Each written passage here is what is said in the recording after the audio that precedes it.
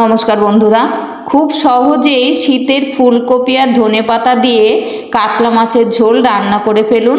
প্রথমে নুন হলুদ মাখিয়ে কাতলা মাছ ভেজে তুলে রেখেছি আর নুন জলে ফুলকপি ভাপিয়ে নিয়েছি।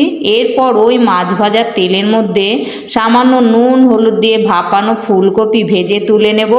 এরপর কড়াইতে আরও একটু তেল দিয়ে সামান্য নুন হলুদ দিয়ে লম্বা করে কেটে রাখা আলু লাল করে ভেজে তুলে নেব।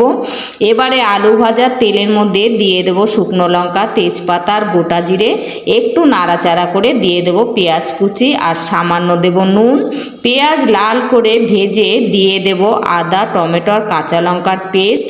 1 থেকে 1.5 মিনিট নাড়াচাড়া করে এবারে একে একে দিয়ে দেব আন্দাজ মতন নুন, হলুদ, কাশ্মীরি লঙ্কা গুঁড়ো, হাফ চা চামচ ধনে গুঁড়ো, 1 চা চামচ জিরে গুঁড়ো।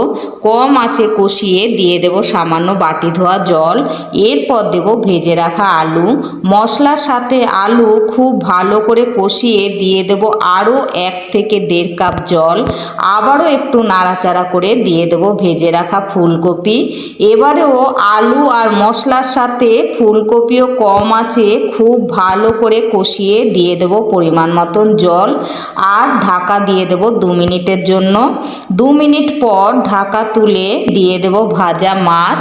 আরও 2 মিনিট ফুটিয়ে চেরা কাঁচা লঙ্কা ধনেপাতা দিয়ে নামিয়ে নেব।